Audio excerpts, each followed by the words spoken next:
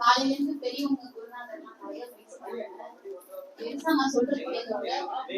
நீங்க குரு தானப்பா, 39 பேருக்கு குரு. முதல்ல நான் ரொம்ப பெரிய நன்றி சொல்லிக்கிறேன்.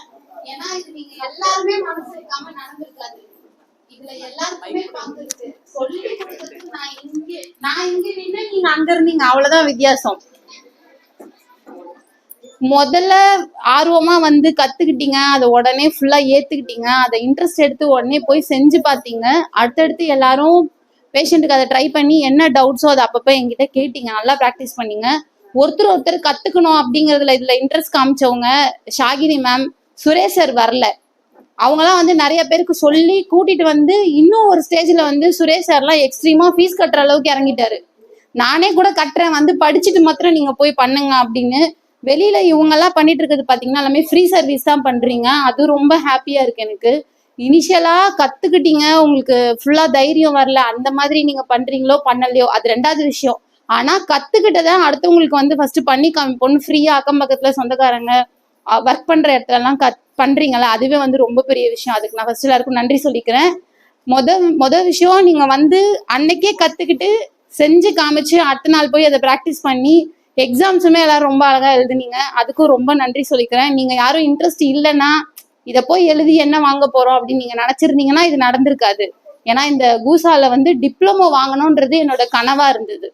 என்னதான் ப்ராக்டிஸ் பண்ணிட்டு இருந்தாலும், நம்ம இங்க வந்து பல கிளாஸஸ் எடுத்திருந்தாலும் டிப்ளமோன்ற ஒரு அங்கீகாரம் வேணும் அப்படிங்கறது நான் ஒரு 2-3 வருஷமா போட்டு 2-3 வருஷமா நான் போராடி கேட்டுட்டே இருந்தேன், வேணும் வேணும் அப்படின்ட்டு.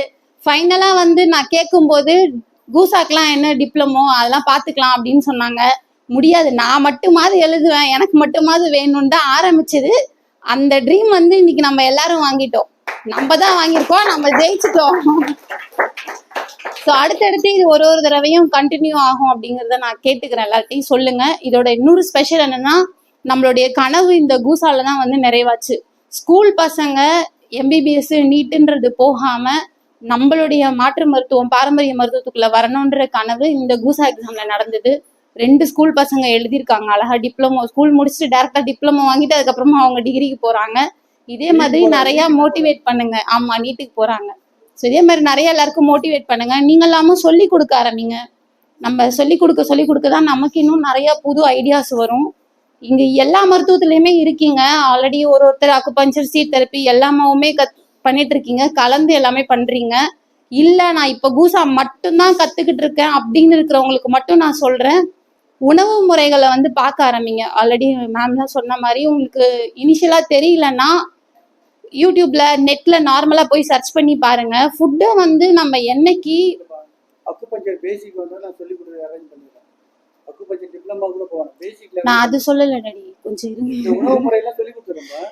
என்னைக்கு வந்து உணவை நம்ம புரோட்டீனு, கால்சியம் இப்படின்னு இந்த உணவு வந்து இந்த உறுப்புக்குன்னு பாக்குறத மறந்துட்டு இதுல புரோட்டீன் இருக்கா, கால்சியம் இருக்கா, இல்ல விட்டமின்ஸ் இருக்கான்னு பார்க்க ஆரம்பிச்சோமோ அன்னைக்குதான் நம்மளுக்கு வந்து கஷ்டம் வந்தது.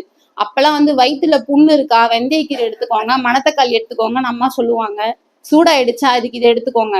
உறுப்புக்கும் பிரச்சனைக்கும் சார்ந்த மாதிரி நம்ம உணவு எடுத்துட்டு இருந்தோம். ஆனா இப்போ விட்டமின் கம்மியா இருக்கா, இதை எடுத்துக்கோங்க, கால்சியம் கம்மியா இருக்கா, இதை எடுத்துக்கோங்க.